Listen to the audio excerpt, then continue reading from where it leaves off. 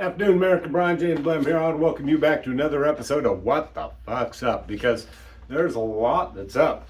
And so what I want to talk to you about today, I've talked to you about a little bit more before, but I want to go a little bit deeper into the subject because Stephen Richer sends this email to this university to get a certain individual university professor fired from his job for sharing what is truthful information about what Maricopa County had done with election-related data following the 2020 election in the run-up to the 2021 Arizona Senate audit.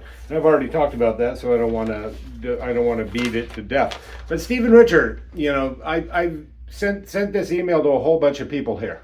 I believe there are a total of 13 names that are redacted. 1, 2, 3, 4, 5, 6, 7, 8, 9, 10, 11, 12, 13. The names of 13 recipients of this email have been redacted by Stephen Richer. We have no idea how many BCCs he has sent. And then that was sent on July 31, Sunday, 2022 at 11:30 a.m. This is Sam BoDul sending a response on August 1, Monday. Note, Sam BoDul did not delete or highlight or remove the names of the people who received her response. But what Sam BoDul did was hid everything she said in this responsive email. And then, of course, she even goes so far as to hide half of her byline, folks. Half of her bio. What is it that she is hiding down here that she does not want people to see? And what is it exactly? Because I really want to know. She is hiding in this email, folks. So, being the inquisitive election integrity investigator, researcher, and attorney that I am, I served a public records request on the Maricopa County Attorney's Office or the Maricopa County Recorder's Office seeking unredacted copies of these emails. Completely unredacted copies of these emails.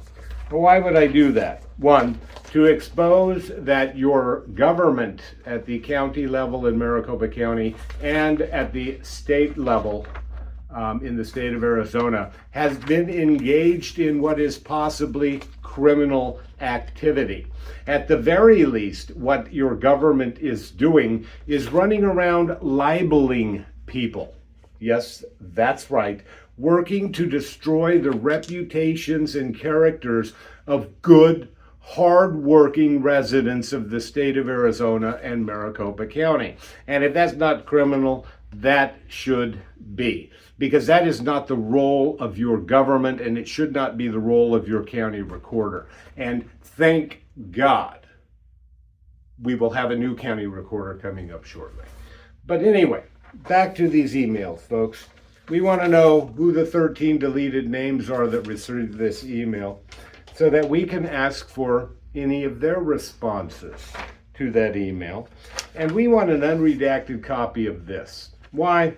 Now, Maricopa County said, sorry, can't have it, attorney-client privilege, right? Sam BoDul is, in fact, an attorney, right?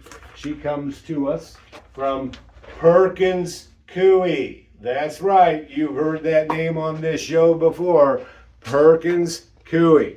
She worked for Perkins Coie, and then she leaves to become Katie Hobbs' election director and general counsel within the Arizona Secretary of State during the 2021-2022 period.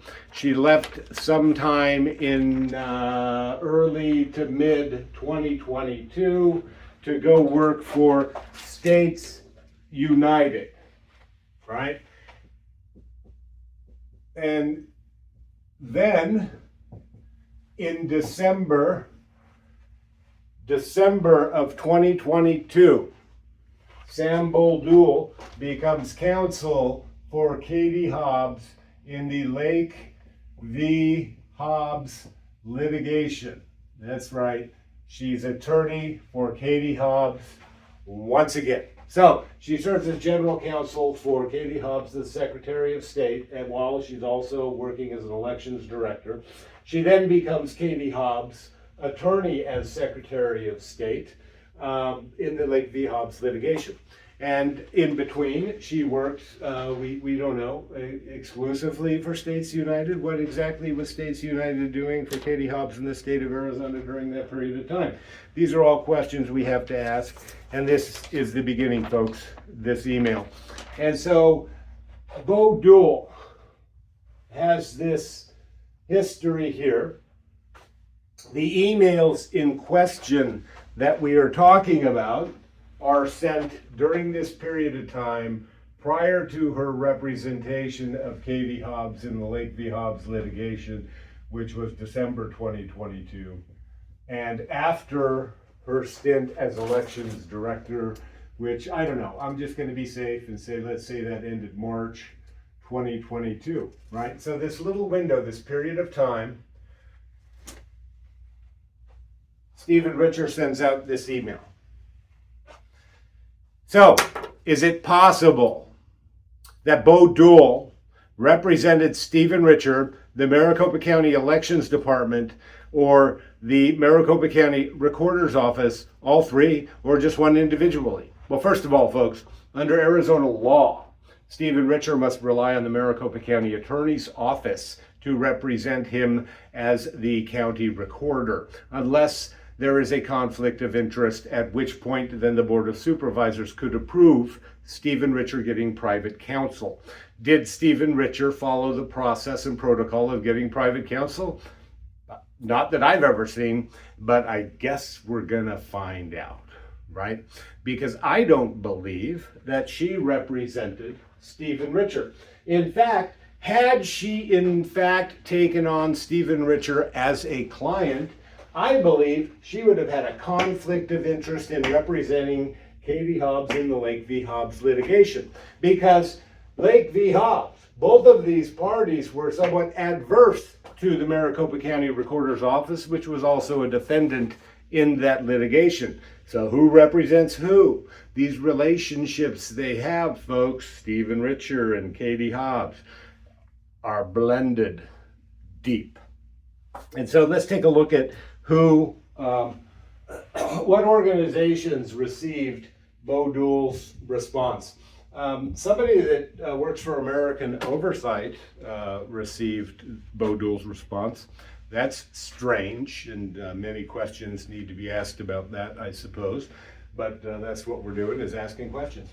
Of course, other members of States United received BoDul's email. One of those members of States United also serves as the director or co-director or assistant director, something like that, of the Policing Project of New York. Why, somebody in that capacity would need to receive this email, don't know. I guess we're going to find out, because this web they have woven, folks, is going to come apart at the seams. The American Civil Liberties Union.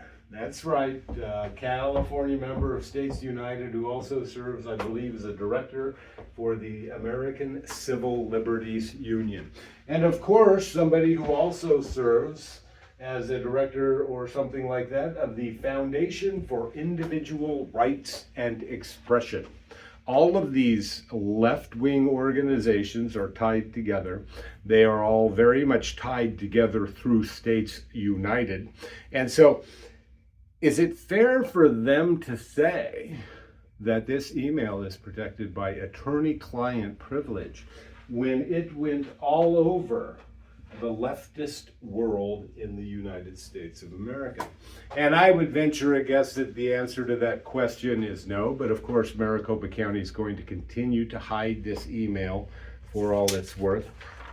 They do not, and I'm guessing Governor Hobbs does not want you to see what this email has to say, but I'm wondering if it doesn't demonstrate a very close relationship between Stephen Richer and Katie Hobbs in the run-up to the 2022 general election, and then this alliance that continued throughout the litigation and has continued since that period of time, with Stephen Richer working overtime, folks, to ensure that people cannot have access to election-related materials, so that we cannot report directly to you what we have found.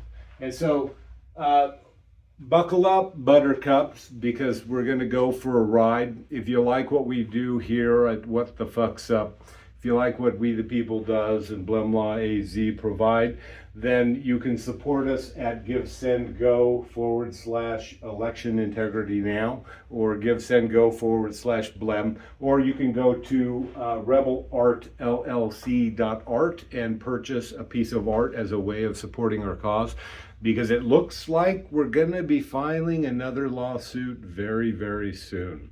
And I just hope the gentleman, the Esquire, who was so brazenly targeted by Stephen Richer in an effort to destroy his life, career, and reputation, takes some form of action soon.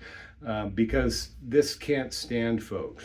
Our government is not supposed to engage in the type of behavior that Stephen Richer has been engaged in. And with that, I will say peace.